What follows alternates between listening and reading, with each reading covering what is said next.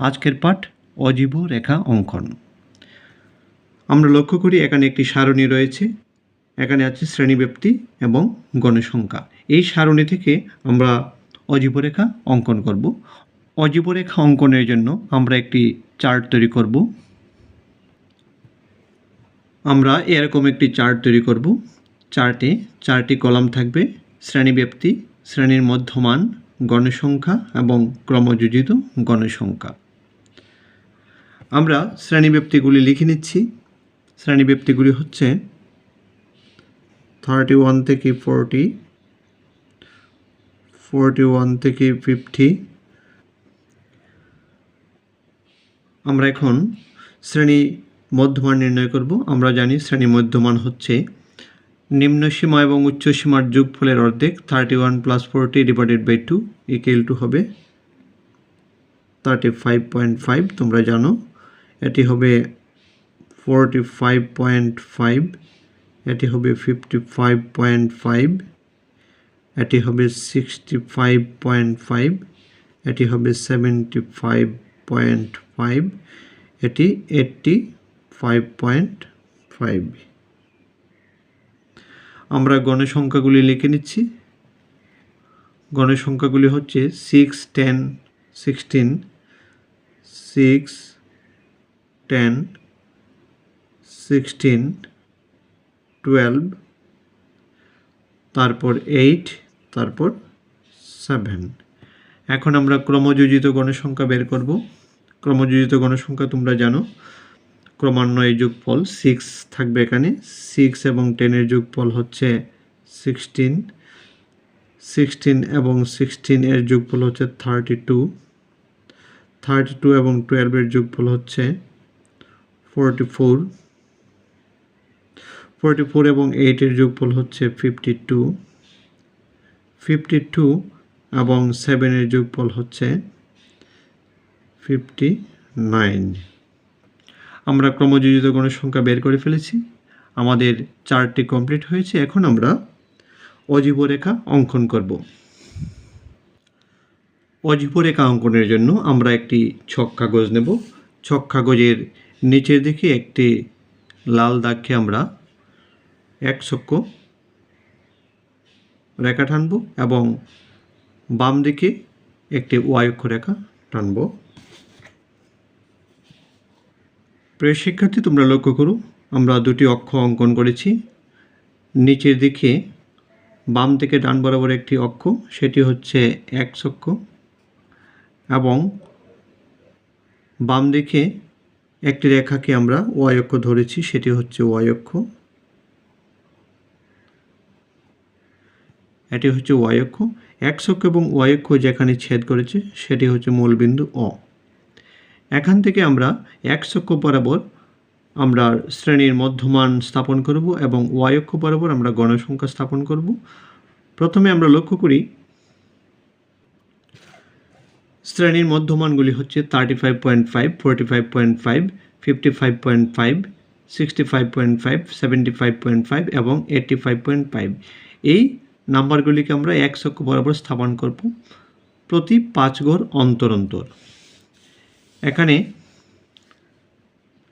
লক্ষ্য করো আমরা মূল বিন্দু থেকে কিছু দূরে কিছু ঘর বাদ দিয়ে আমরা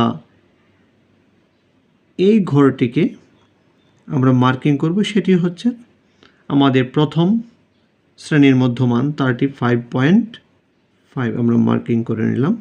তারপর 5 ঘর অন্তর 1, 2, 3, 4, 5। এখানে আমরা পরবর্তী শ্রেণীর মধ্যমান হচ্ছে 45.5, আমরা সেটিকে স্থাপন করব। আমরা স্থাপন করলাম 45.5। পরবর্তী 5 ঘর 1, 2, 3, 4, 5। এখানে আমরা মার্কিং করে সেখানে আমরা লিখব 55.5। আমরা লিখলাম 55.5। তারপর পরবর্তী 5 ঘর 1, 2, 3, 4, 5। এখানে আমরা মার্কিং করে আমরা স্থাপন করব 65.5। এটি হচ্ছে 65.5। তারপর পরবর্তী 5 ঘর 1, 2, 3, 4, 5। এখানে মার্কিং করে আমরা স্থাপন করব 75.5। আমরা এখানে লিখব 75.5। পরবর্তী 5 ঘর স্থাপন করব 85.5। আমরা এখানে স্থাপন করব 1 2 3 4 5। এখানে 85.5 আমরা স্থাপন করলাম। এখন আমরা y অক্ষ বরাবর আমরা মার্কিং করব। আমরা লক্ষ্য করি এখানে ক্রমযোজিত গণসংখ্যা সর্বশেষ সারির সর্বশেষ শ্রেণীব্যাপ্তির গণসংখ্যা হচ্ছে 59। আমাকে 59 ঘর পর্যন্ত পৌঁছতে হবে।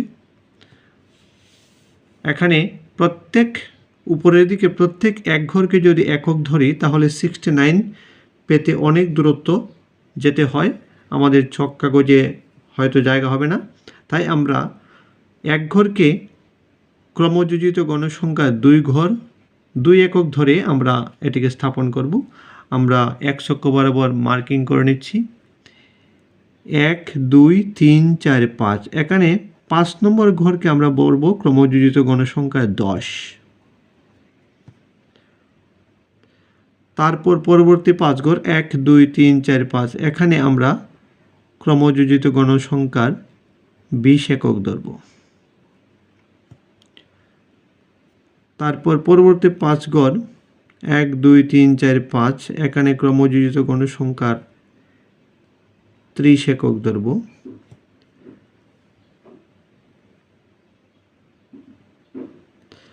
তারপর ক্রমযোজিত গণসংখ্যার 5 ঘর তারপর 5 ঘরকে আমরা ক্রমযোজিত গণসংখ্যার 40 একক ধরব। তারপর ক্রমযোজিত গণসংখ্যার 5 ঘরকে আমরা 50 একক ধরব। তারপর ক্রমযোজিত গণসংখ্যার 5 ঘরকে আমরা 60 একক ধরব। এটি y অক্ষ। আমরা 60 পর্যন্ত উপরের দিকে পৌঁছব, কারণ এখানে সর্বশেষ শ্রেণীব্যাপ্তির ক্রমযোজিত গণসংখ্যা হচ্ছে 59। এখন আমরা ক্রমযোজিত গণসংখ্যার পয়েন্টগুলিকে আমরা স্থাপন করব। প্রথম ক্রমযোজিত গণসংখ্যা হচ্ছে 6। তাহলে 35.5কে আমরা উপর দিকে 6 পর্যন্ত পৌঁছব। 6 মানে 3 ঘর 1 2 3 3 মানেই হচ্ছে 6। এখানে আমরা একটা বিন্দু স্থাপন করব। তারপর ক্রমযোজিত গণসংখ্যাটি হচ্ছে 16। 16 মানে হচ্ছে 8 ঘর 1 2 3 4 5 6 7 8। 8 মানে হচ্ছে এখানে 16 আমরা স্থাপন করলাম। তারপর ক্রমযোজিত গণসংখ্যা হচ্ছে 32। পরবর্তী পয়েন্টের উপর দিকে আমরা যাব 55.5 এর উপর দিকে যাব। আমরা কত করে যাব? আমরা যাব 32 মানে হচ্ছে 16 ঘর। এখানে আমরা 32 যাব, অর্থাৎ 16 ঘর যাব। 1 2 3 4 5 6 7 8 9 10 11 12 13 14 15 16। তারপর ক্রমযোজিত গণসংখ্যা হচ্ছে 44 মানে হচ্ছে 22 ঘর। তাহলে 22 ঘর 22 মানে 44 ঘর।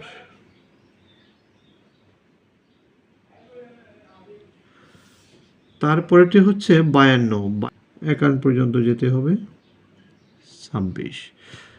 তারপর ক্রমযোজিত গণসংখ্যা হচ্ছে 59। আমরা 29.5 যাব। 20 5 10 15 20 25 26 27 28 29.5 আর অর্ধেক। আমরা এখানে যাব। আমরা সব পয়েন্টগুলো পেয়ে গেছি। এখন আমরা পয়েন্টগুলি যদি যোগ করি তাহলে আমরা অজীবরেখা পেয়ে যাব।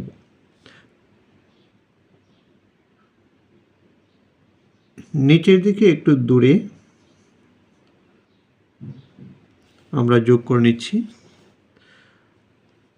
তারপর পয়েন্টগুলি আমরা স্কেল দিয়ে একটি একটি করে যোগ করে নেব।